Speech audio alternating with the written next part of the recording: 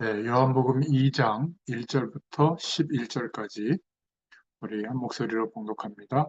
사흘째 되던 날 갈릴리 가나에 혼례가 있어 예수의 어머니도 거기 계시고 예수와 그 제자들도 혼례의 청함을 받았더니 포도주가 떨어진지라. 예수의 어머니가 예수에게 이르되 저들에게 포도주가 없다 하니 예수께서 이르시되 여자여 나와 무슨 상관이 있나이까. 내 때가 아직 이르지 아니하였나이다.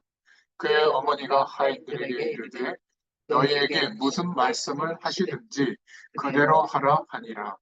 거기에 유대인의 정결 예식을 따라 두세 통 드는 돌 항아리 6이 놓였는지라. 예수께서 그들에게 이르시되 항아리에 물을 채우라 하신즉 아귀까지 채우니 이제는 떠서 연회장에 갖다 주라 하심에 갖다 주었더니 연회장은 물로 된 포도주를 맛보고도 어디서 났는지 알지 못하되 물떠온 하인들은 알더라. 연회장이 신랑을 불러 말하되 사람마다 먼저 좋은 포도주를 내고 취한 후에 낮은 것을 내거늘 그대는 지금까지 좋은 포도주를 두었도다 하니라. 예수께서 이 첫 표적을 갈릴리 가나에서 행하여 그의 영광을 나타내심에 제자들이 그를 믿으니라. 아멘. 네, 요한복음 2장 오늘 1절부터 11절의 말씀을 통해서 무슨 말씀을 하시든지 라는 제목으로 함께 은혜를 나누겠습니다. 어, 하나님의 말씀은 반드시 성취됩니다. 그래서 우리의 염려나 또 이런저런 핑계나 또 이런저런 구실이 네, 많이 있죠. 그런 것을 넘어서서 하나님의 말씀에 순종할 수 있다면 틀림없는 하나님의 응답을 받게 됩니다. 그리고 우리가 살아가면서 이제는 아마 그런 결론이 왔을 거예요. 복음을 알고 예수 믿는 사람이 멋있는 사람입니다. 우리를 그렇게 불러주셨죠. 왜냐하면 우리 안에 계신 예수 그리스도의 이름의 권세는 영원히 망하지 않는 축복의 이름이에요. 하나님이 그리스도로 말미암아 우리를 자녀 삼으시고 우리가 이 사단의 실체 또 종교의 실체를 알고 복음만이 필요한 이유를 알게 됐다는 것은 정말 최고의 축복입니다. 우리가 이 사실을 발견하고 믿을 수 있다면 정말 가장 복받은 사람이죠. 그래서 예수님이 그리스도 되신 것을 깨닫고 믿는 사람, 그 예수 그리스도가 나의 주인 되신 것을 인정하는 사람, 지금도 하나님은 거룩한 영 성령으로 하나님의 주권적인 역사 속에 오늘의 우리가 있다는 것, 이것이 인정되어진다면 어떤 배경과 어떤 일이 있어도 사실은 괜찮습니다. 우리 후대들도 마찬가지죠. 우리 후대들이 자녀들이 뭐 권사님들 자녀들이 이미 다 커서 독립했거나 자기의 삶을 살고 있겠죠. 우리 후대들이 여전히 부모를 의지하고 있다. 그거는 미성숙한 거죠. 요셉과 같이 노예로 포로로 감옥살이에서도 하나님이 분명히 함께 계시기 때문에 망하지 않았다는 것. 우리 후대들도 이것을 깨닫고 확신해야 될 줄로 믿습니다. 그래야 혼자 살아남는 법, 그 축복의 비밀, 복음 안에서 사는 비밀, 이것이 우리 후대들에게 영적인 유산으로 반드시 남겨져야 될 줄로 믿습니다. 아직도 돈돈하고 계십니까? 아직도 건강, 아직도 외모, 아직도 사람들이 바라보는 시선, 이게 중요하다면 우리 후대들에게 아직도 그 잔소리를 하겠죠. 그러나 하나님이 함께 하시는 하나님의 자녀가 되었다는 것. 그리고 우리가 이 땅에 살고 있지만 천국 가서 누릴 수 있는 영원한 하나님이 함께 하시는 축복을 지금도 체험하고 누릴 수 있다는 것. 그 속에서 사는 인생이라는 것. 그럼 우리가 어떻게 살아야 하고 무엇을 위해서 살아야 할지 이러한 인생관, 세계관이 우리 후대들에게 말로 하는 게 아니라 우리의 삶을 통해서 영적인 배경 속의 유산으로 전달돼야 될 줄로 믿습니다. 하나님이 나와 함께 하시는 임마누엘의 이 축복, 그것을 누릴 수 있는 기도의 힘이 없고 복음이 얼마나 능력이 되는지를 알지 못하면 사실은 떠밀려서 사는 거죠. 그냥 세상살이 하다가 끝나는 겁니다. 살아남을 수도 없죠. 그래서 오늘 요한복음 2장의 말씀을 통해서 주님께서 우리에게 말씀하시는 주의 음성을 듣기를 축원합니다. 첫 번째로 생각해 볼 것은 두 갈래의 신앙인의 모습을 생각해 볼 수 있습니다. 첫 번째는 예수님을 그리스도로 나의 주인으로 모시지 않을 때 이렇게 사는 사람들은 틀림없이 내가 주인 돼서 살겠죠. 그 삶의 모습을 보면 그러니까 염려가 많을 수밖에 없고 또 잘 안 될 때마다 내가 알고 있던 지식, 알고 있던 경험, 내 수준에 맞게 막 낙심하고 또 그 문제와 어려움을 해결해 보려고 대책을 세웁니다. 또 내가 주인이면 내가 교회 다니고 신앙생활하고 있는데도 불구하고 결국 내 힘과 내 열심과 내 노력으로 문제를 해결해야만 돼요. 그렇지 않겠습니까? 그러니까 막 자괴감도 오고 낙심도 되고 하는 거죠. 열심히 문제를 해결하려고 노력하지만 내 인생의 주인인 내 자신의 능력은 한계 속에 있잖아요. 아무리 인정하지 않으려고 해도 한계가 있습니다. 아무리 뛰어난 사람도 그 한계가 인정되지 않으면 계속 방황해요. 채워지지 않는 인생의 문제로 늘 갈증을 가지고 살아가죠. 그러니까 사람들 앞에서는 말하지 못하지만 진짜 내 삶을 돌이켜 볼 때 감격스럽고 감사하고 기쁜 이 순간이 별로 없는 거예요. 이게 너무 안타까운 겁니다. 결국 상대적으로 가짜 행복을 쫓아가게 되죠. 눈에 보이는 조건들. 그게 나쁜 건 아니지만 물 떠난 물고기는 물 속에 들어가야 존재의 의미가 회복이 되거든요. 하나님을 떠난 인생은 하나님과 함께하는 축복이 회복될 때 비로소 안정이 돼요. 내가 누구인지, 무엇을 위해서 어떻게 살아야 할지, 오늘 나의 현실이 왜 주어졌는지 이게 의미가 있어지기 시작하거든요. 근데 예수님이 여전히 필요할 때만 나를 도와주는 어떤 협력자, 조력자 정도로만 생각하고 여전히 내 인생의 주인이 내 자의식이고 나라면 이런 인생을 살게 되는 겁니다. 그런데 예수님을 내 인생의, 내 삶의 중심의 주인으로 모실 때 어떻게 되어지죠? 무엇이 문제인지 주인 되신 예수님이 잘 아시고 우리를 인도해 주시는 것을 경험하게 됩니다. 여러분, 똑같이 예수 믿는 것 같아도 예수님을 나의 주인으로 내가 인정하고 모시고 있을 때 이때부터 주님이 우리 인생을 책임지시는 결과가 나타나요. 우리가 사소한 일이라도 예수님이 주인 되심을 인정하면 기도할 때 하나님이 주시는 응답이 오게 됩니다. 그래서 예수님이 주인이라고 인정되고 있는 사람은 그렇게 막 악착같지 않아요. 어떤 면에서는 우리의 현실 앞에서 주로 이렇게 기다리는 경우가 많죠. 가만히 있으면 됩니다. 사람들이 문제 앞에서 어려움 앞에서 아니, 목사님이 안 겪어봐서 그렇죠. 뭐 그럴 수도 있겠죠. 그런데 그런 어려움과 문제 앞에서 가만히 기다리지 못하는 이유는 예수님이 내 주인 되신 것이 아니어서 그래요. 여전히 내가 주인 돼서 살아가니까 견딜 수가 없는 거죠. 그리스도 되심을 인정하지 않기 때문이 아닌가. 예수님이 완전히 그리스도 안에 부르신 그때부터 나의 인생을 책임지고 계신다는 사실을 믿지 못한다면 불안할 수밖에 없죠. 또 조급할 수밖에 없죠. 그러니까 대책을 세울 수밖에 없는 겁니다. 복음은 좀 과격하게 들릴지 몰라도 가만히 있는 겁니다. 이게 어려워요. 출애굽기 14장 13절에 현실적이잖아요. 막 뒤에는 애국 군대가 기마병이 쫓아오는데 앞에는 자신들의 힘으로 어쩔 수 없는 홍해 장벽이 가로막혀 있는 겁니다. 다 불안해하고 죽음의 위협을 느끼는데 하나님께서 함께 하심을 정말 인정하고 있는 모세는 뭐라고 말했죠? 가만히 있어라. 그리고 오늘날 지금 너희들에게 행하시는 하나님의 구원을 봐라. 그러니까 그 문제와 어려움이 대단하지 않다. 그 말이 아니에요.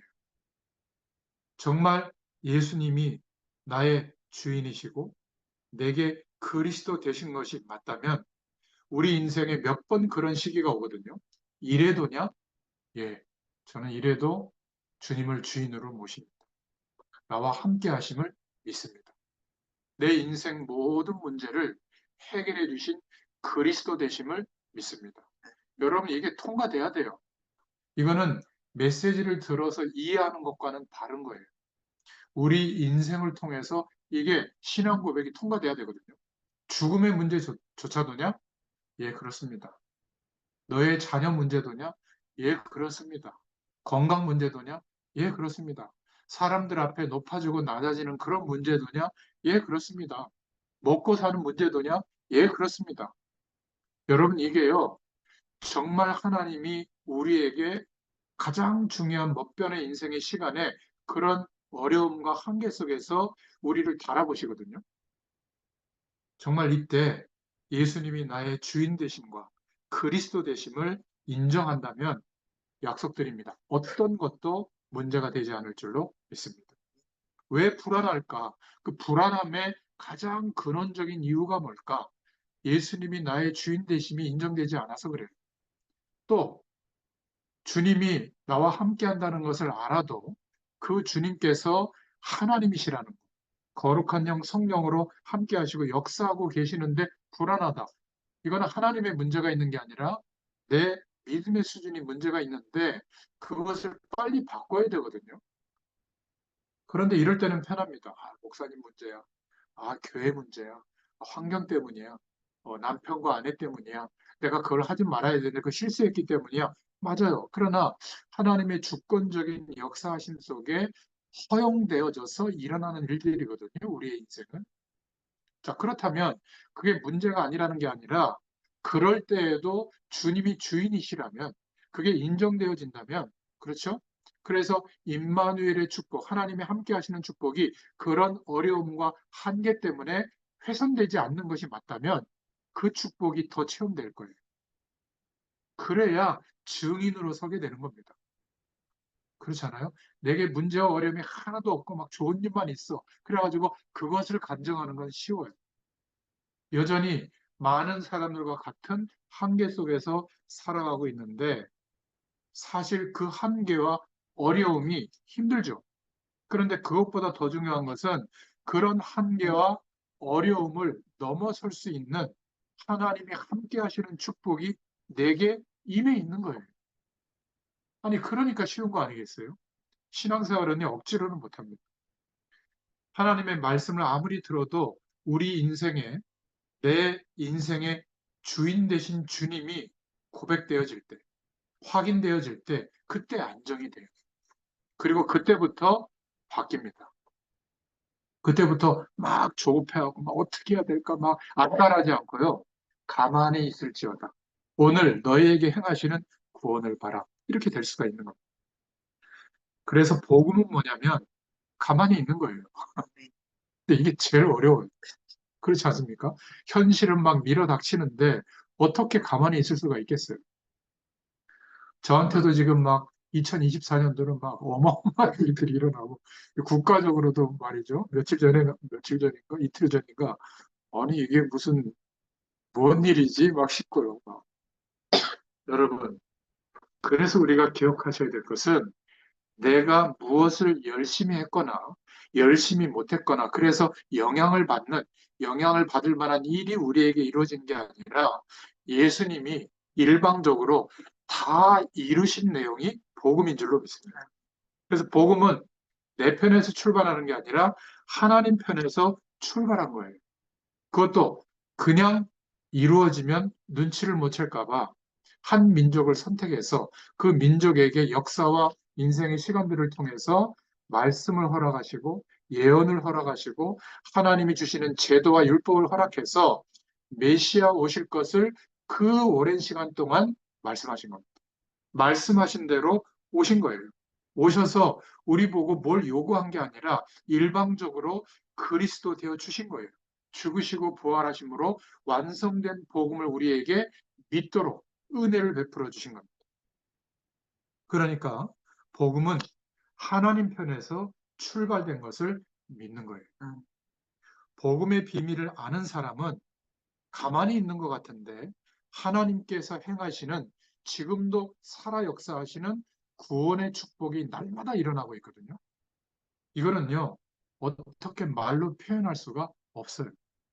복음의 비밀을 아는 사람은 그래서 가장 멋있는 사람입니다.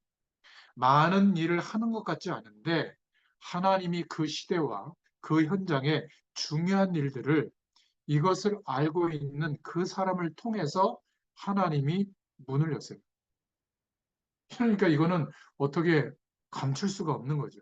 복음의 비밀을 알고 있는 사람은 가만히 있어도 여호와께서 행하시는 구원을 보게 될 줄로 믿습니다. 이 복음의 비밀을 알고 있는 사람은 우리의 신분, 하나님의 자녀라고 하는 신분과 그 신분에 맞는 권세의 축복이 우리에게 임했는데, 이것을 알고 주님을 바라보면서 가만히 있는데 우리의 삶 속에 하나님이 함께 하시고 역사하시는 영향력이 나타나게 되어 있는 겁니다. 뭔가 하나님이 주시는 평안함이 그 사람에게 있다는 것을 우리와 같은 단어로 이해는 못하지만 뭔가 다르다. 나는 저 사람보다 월등히 뛰어난 조건을 더 많이 가지고 있는데 왜 나는 날마다 힘들어서 술독에 빠지고 타락하고 방황하는데 저 사람에게는 이런 부족함이 없을까? 뭔가 내가 좀 이렇게 궁금해할 만한 그런 삶의 모습이 보일까? 이게 전달이 되는 거예요. 이런 건 하나도 없고 맨날 쫓기고 막 쪼그라들고 막 이기적이고 막, 그런데 예수 믿으라고 해보세요. 환자 취급받습니다. 환자. 그게 공예예요, 공예. 정말 복음의 비밀을 알고 하나님이 함께 하시는 축복을 누리고 있으면 별 노력을 하고 있는 것 같지 않은데 5년, 10년 내 삶이 이렇게 사라져 보면 많은 사람을 돕게 되고 그 속에 그 사람들이 인생의 답을 얻게 돼요. 복음이 전달되게 돼 있습니다. 그리고 그들 중에 하나님이 남겨놓으신 여러분과 같은 분들, 우리 최 집사님 같은 분들, 예전에 그 어딥니까? 용산에 계실 때 감히 제가 만나 뵐 수 있겠어요? 근데 이제는 은퇴하시고 그나마 이제 만남의 스케줄들이 없게 해주셔서 이때 그 인생의 경험을 가신 분을 제가 만나서 복음의 신부름 한다는 거, 이거는요 은혜입니다. 은혜. 아니, 목사님, 그래도 내가 예전에 좀 막 힘이 있을 때 그때는 더 역할 안 해요. 그거는 우리가 하는 전도죠. 하나님의 약속하신 이 축복을 나는 은혜를 주어서 믿고 있는데 하나님이 일하시는 거예요. 이거를 우리 인생에서 보는 것이 전도예요. 그래서 전도는 하는 게 아니라 되어지는 겁니다. 그러니까 이 축복이 자꾸 경험되면요, 이거 좀 알려줘야 되는데 이런 마음을 갖게 돼 있어요. 그럼 내가 말 안 해도요, 저 사람이 나한테 뭘 말하고 싶은지를 눈치챈다니까요. 제가 만약에 지금 이 얘기를 하고 보험을 판매하는 사람입니다. 그럼 제가 보험 얘기를 안 해도요, 저거 언젠가는 보험 얘기 할 거다라고 마음의 준비들을 하고 계신다. 그렇지 않겠어요? 내가 아무 얘기를 안 해도 이 축복을 누리고 있고 그 은혜 속에서 살아가고 있으면 전달되게 돼 있습니다. 언어라고 하는 거는 맨 마지막에 전달되는 내용일 뿐이에요. 우리가 무엇을 위하여 어떻게 살고 있는가는 설명하지 않아도 알게 됩니다. 그래서 예수님의 주 되심을 인정한다면 하나님은 그 사람들을 통해서 지금도 전도의 문, 복음의 문을 열으실 줄로 믿습니다. 그래서 오늘 본문의 배경이 가나에서 열렸던 혼인잔치가 배경이죠. 그런데 예수님이 많은 손님들 가운데 한 사람으로 청함을 받은 겁니다. 이 혼인잔치에 흥을 돋우고 분위기를 풍성하게 만드는 포도주가 떨어지게 된 거예요. 굉장히 좀 그 집안의 격이 떨어지는 일이 벌어진 거죠. 그러니까 이 땅을 우리가 살고 있는데도 잔치집에 포도주가 떨어진 것 같은 위기가 개인마다, 가정마다 지금 들이닥치고 있는 겁니다. 사람들을 행복하게 해주리라 이렇게 믿었던 것들이 더 이상 답이 안 되고 바닥이 난 거예요. 사람들을 풍요롭게 해줄 것이다 이렇게 믿고 있던 것들이 오히려 그것 때문에 인생에 문제가 오게 되고 사람들은 그 의지했던 것 안에서 오히려 방황하고 갈급함을 느끼고 있죠. 그런데 예수님을 이 가나의 혼인잔치집에 손님으로 알고 있는 인생들의 모습이 잔치집에 포도주 떨어진 것 같은 모습인 겁니다. 지금도 마찬가지죠. 예수님을 세례 요한처럼 믿고 있고 정의롭게 하는 분, 바르게 살도록 하는 분, 엘리야처럼 믿고 있고 대단한 영적 현상을 나타내는 기적을 베푸는 분으로만 알고 있고 또는 예레미야처럼 어려운 사람들을 도와주고 사랑하는 이 정도로 알고 있고 또 많은 훌륭한 일을 하는 선지자 중에 하나로 알고 있는 종교 지도자로 알고 있다면 여전히 가나안 잔치에 지금 결혼 잔치에 예수님이 손님으로 와 있는 것과 같은 사람이에요. 우리가 신앙생활하면서도 예수님이 내 인생의 주인이심을 주님이심을 인정하지 않으면 결정적인 순간에는 자신의 인생을 책임져야 돼요. 그러니까 내 자신의 문제도 책임지지 못하는데 어떻게 내 삶 속에 함께하는 현장에 남의 문제에 대해서 관심을 갖겠어요? 그건 불가능한 겁니다. 그리고 언제 내 인생을 파고들고 있는 흑암 세력이 꺾이겠습니까? 그죠? 우리는 예수님이 내 인생의 주인 되심, 주 되심을 인정하고 고백해야 될 줄로 믿습니다. 자, 그러면 하나님의 때가 하나님의 작정하신 시간이 우리에게 시작이 돼요.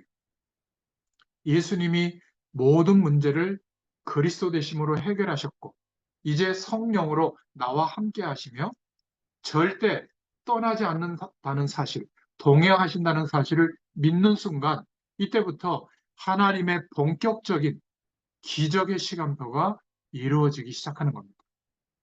조금 잘 살게 된다 그게 아니에요. 하나님이 역사하시는 일이 일어나게 돼요. 어디에서요? 내 인생도 그렇지만 이제 내가 머무는 현장마다 하나님의 역사하신다고 하는 것을 인정할 수밖에 없는 은혜와 응답이 일어나기 시작한 겁니다.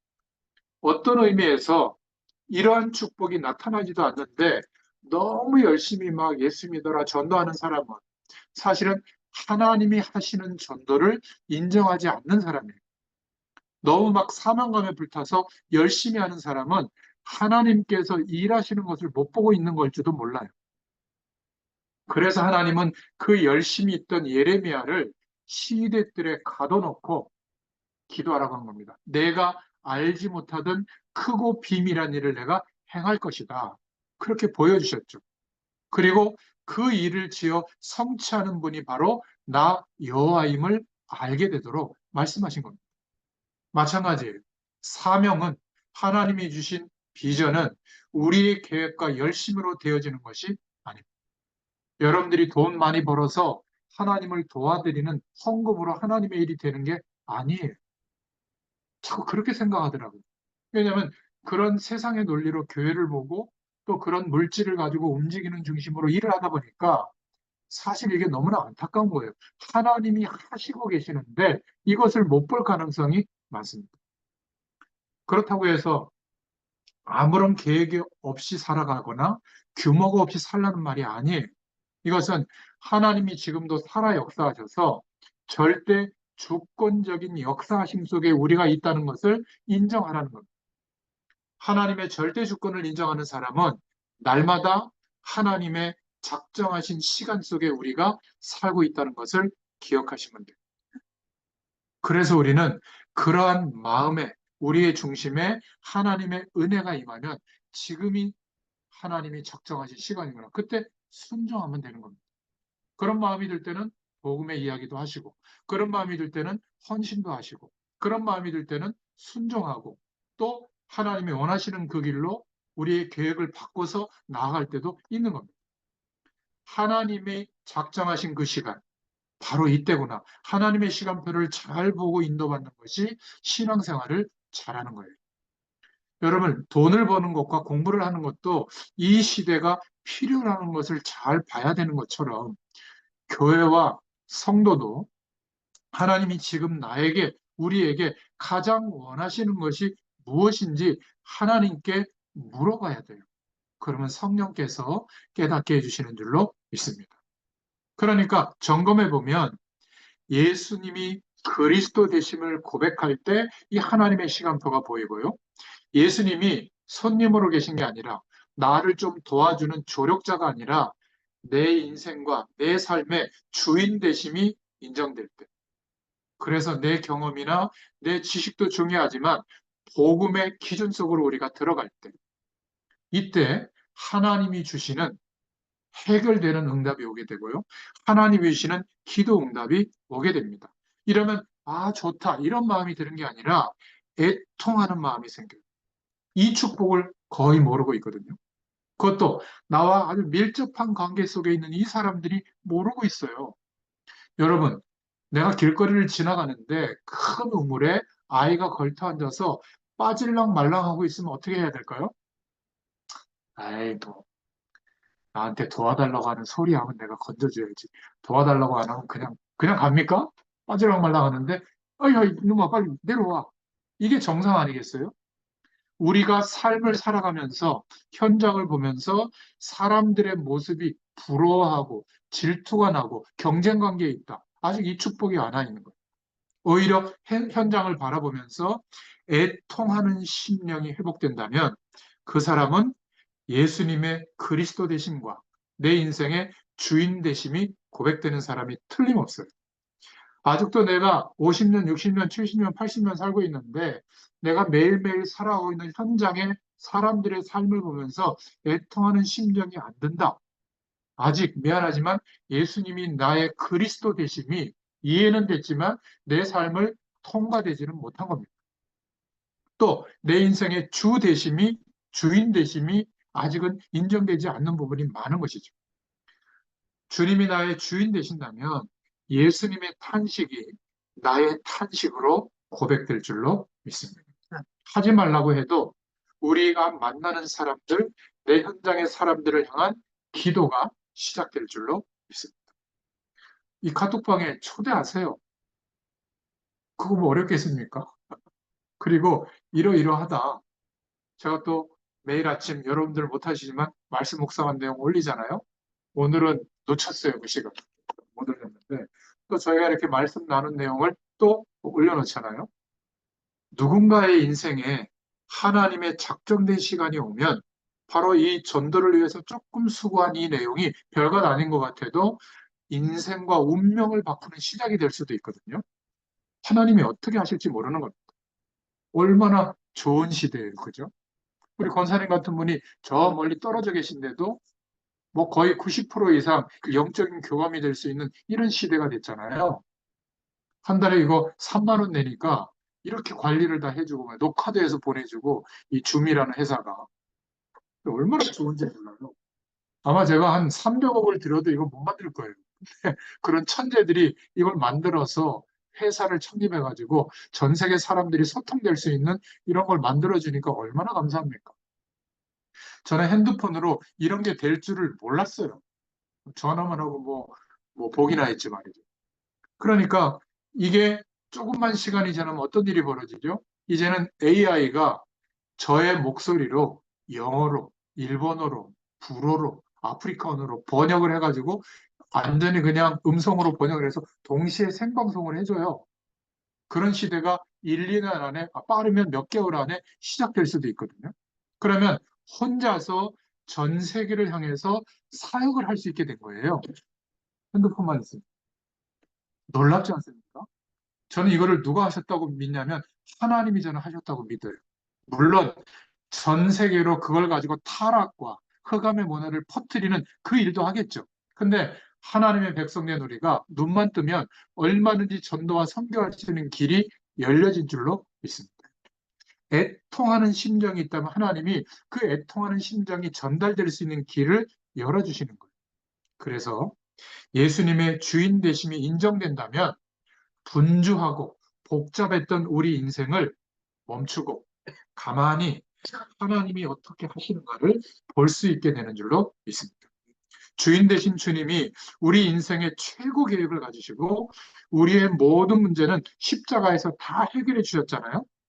그런 것을 믿는 우리는 하나님의 말씀을 언약으로 붙잡고 복음 속으로 깊은 기도 속으로 들어가서 우리의 힘으로 할 수 없기 때문에 약속하신 성령의 충만함이 임하도록 해달라고 기도하면 됩니다.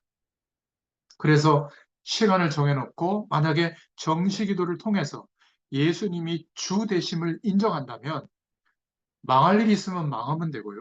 죽을 일이 있으면 죽으면 됩니다. 영원한 하나님의 세계가 우리에게 영원히 보장돼 있잖아요. 하나님은 절대로 실수하는 분이 아니십니다. 우리가 그런데도 불구하고 문제라고 생각하는 그 불신앙이 진짜 문제인 거예요. 문제라고 생각하는 그 순간은 예수님이 나의 그리스도 되심과 나의 주 되심을 인정하지 않고 있기 때문에 그런 거거든요. 예수님이 나의 주인이 아니기 때문에 내가 해결해 보려고 하니까 문제가 시작이 되는 거죠. 복음은 모든 문제의 해결, 재창조의 능력으로 거듭나게 하신 것을 인정하는 생명의 축복 속에 내가 와 있다는 것을 인정하는 이 속으로 들어가는 게 복음 속으로 들어가는 거예요. 그때부터 복음은 죽어 있는 복음이 아니라 내게 살아 역사하는 능력이 되는 줄로 믿습니다. 복음의 능력은 지금도 우리에게 창조의 능력으로 나타나는 거예요. 말하지 않아도 감출 수가 없는 겁니다. 이 복음의 능력이 역사할 때 우리 자신이 변하는 거예요. 성격이 안 변한다고요? 변합니다. 복음을 위해서 내 성격과 인격은 보잘것없지만 성령으로 역사하는 축복을 경험한 사람은 과감하게 바뀌게 되는 거예요. 바뀌는 방향으로 선택할 수 있는 힘이 있는 겁니다. 복음에 유익하다면 섬길 수 있고, 복음에 유익하다면 용서도 하고, 복음에 유익하다면 양보할 수도 있고, 복음에 유익하다면 생을 걸기도 하고, 복음에 유익하다면 기다릴 수도 있는 거예요. 정말 복음에 유익하다면, 전도와 선교에 유익하다면 아낌없이 우리의 시간도 드릴 수 있고, 우리의 물질도 드릴 수가 있는 겁니다. 그렇죠? 예수님의 주 되심을 인정할 때 어떤 은혜가 오는 줄 아세요? 말할 수 없는 주님이 주시는 평안함이 임하게 됩니다. 이 평안함이 있기 때문에 초대교회를 보세요. 다 순교했거든요. 순교할 만한 어마어마한 일들이 몰아붙이는데도 불구하고 그 당시에 땅끝이라고 하는 로마, 그 로마까지도 복음화할 수 있는 힘이 뭐냐면 대단한 군대, 물질이 아니에요. 하나님이 주시는 평안함. 이것을 훼손할 수 있는 게 없었어요. 이게 초대교회 성도들이 가졌던 힘이에요. 지금 저와 여러분도 마찬가지입니다. 하나님이 주시는 이 평안함은 어떻게 오느냐? 예수님이 그리스도 되실 때, 내 모든 삶에. 그리고 그 그리스도 되신 주님이 내가 주인이 아니라 내 인생 전체의 주 되심이 인정되고 고백될 때. 지금도 동일한 그 평안함이 우리에게 임하게 될 줄로 믿습니다. 자, 그러면 어떻게 될까요? 예수님의 어머니 마리아가 제 아들에게 권면한 것처럼 그렇게 할 수 있는 겁니다. 2장 5절에 무슨 말씀을 하시든지 그대로 해라. 순종할 수 있게 되는 거예요. 그냥 순종해라. 불가능하죠. 예수님이 주인 되심이 인정될 때 항아리에 물을 채우라. 아니, 말도 안 되는 소리죠. 포도주가 필요한데. 이제는 2장 8절에 떠서 갖다 줘라. 말도 안 되는 거죠. 아마 맛보지는 않았던 것 같아요. 근데 아기까지 채웠다. 2장 7절에. 그리고 갖다 주었더니 이렇게 성경은 기록하고 있잖아요. 순정한 거예요. 그때 어떤 일이 벌어졌죠? 창조의 기적이 일어난 겁니다. 단순히 기적이 아니에요. 우리의 힘으로 상상할 수 없는 생명이 회복되어지고 이 임마누엘의 축복이 경험되도록 우리의 기도와 조금 복음 때문에 일한 거, 헌신한 거, 그게 하나님이 역사하는 통로가 돼서 그 사람이 나보다 더 이 축복을 누리는 제자로 바뀌는 것을 보게 됩니다. 여러분, 예수님이 손님으로 계실 때는 문제투성이 속에 있는 거예요. 예수님이 계셔도. 그러나 예수님이 주인 되심이 인정되는 그 자리에서는 예수님이 명령하시고 예수님이 통치하시는 일이 벌어지는 겁니다. 요한복음 2장 5절에 내 때가 이르지 않았다. 이 말은 무슨 말이죠? 창조주 하나님이 우리가 언제 역사하시는지 보면 되는데 무슨 말씀을 하시든지 그대로 하라는 때가 바로 예수님이 역사하시는 때예요. 하나님의 시간표는 우리 개인과 시대와 현장마다 다 틀리지만 하나님의 시간표가 이루어지는 영적 원리는 같아요. 언제 그 축복이 이루어지죠? 예수님이 나의 주인 되심이 인정될 때. 예수님이 이런 문제 앞에서도, 이런 상황 앞에서도 그리스도 되심이 인정되고 고백될 그때가 하나님의 시간표가 시작되는 때인 줄로 믿습니다. 6월절에 피를 바를 때, 문설주에. 아니, 무슨 피 한 방울 찍었다고 출애굽하게 됩니까? 피를 바를 때. 아니, 광야에서 엄청난 막 몸에 질병이 왔는데 노병을 쳐다보는데 뭐가 해결이 되겠어요? 쳐다볼 때, 그때가 하나님의 시간이 시작되는 겁니다. 주인 되심을 인정하고 항아리에 물을 채우라고 명령하시고 그리고 떠서 갖다 주라고 할 때 순종하는 이게 이치에 맞지 않거든요. 합당치 않더라도 하나님의 말씀에 순종할 때 하나님의 역사는 체험하게 될 줄로 믿습니다. 예수님이 내 인생의 주인이기 때문에 절대로 실수하는 분이 아니시기 때문에 순종할 수 있는 거예요. 이때에만 창조적인 기적이 일어나는 것을 보게 될 줄로 믿습니다. 우리 후대에게 이 축복을 보여줘야 되는 거예요. 뭘 통해서요? 내 인생을 통해서. 정말 보잘것없는 것 같은데 우리 부모님의 인생을 보니까 하나님이 함께 하시는 축복이 나타나는구나. 여러분 이게요. 한국교회가 진짜 문제가 뭐냐면 세속주의와 하나님의 축복이 자꾸 같이 보이게 만든 게 문제예요. 재벌이 되고 부자가 되고 성공하고 엘리트가 되고 좋죠. 그런데 하나님이 함께 하시는 축복은 그거하고 아무 상관이 없어요. 결과로서 그런 복이 올 수도 있어요. 그러나 초대교회 성도들 중에 몇 명이 그런 축복을 받았겠어요? 육신적인 복이? 그렇게 따지면 재앙이 임한 겁니다. 우리 기준으로 볼 때. 그런데 그 많은 왕들과 유력한 자들이 자기 집에 하인으로 와 있는 사람의 삶을 보고 예수 믿게 된다니까요. 왜 그럴까요? 하나님이 함께하는 축복이 나타난 거예요. 지금 우리에게 이게 없는 겁니다. 우리 후대들에게 왜 잔소리를 하냐면 이 축복이 전달되고 보여지면 잔소리 안 해도 따라와요. 부모님의 신앙을 보고. 그렇잖아요? 그런데 하나님이 역사하거든요. 그 평안함을 가지고 그렇게 어렵지만 그런 현실을 견디고 극복해 나가고 있거든요. 이게 우리의 믿음의 근거가 되고 자랑할 내용이 돼야 될 줄로 믿습니다. 그러니까요,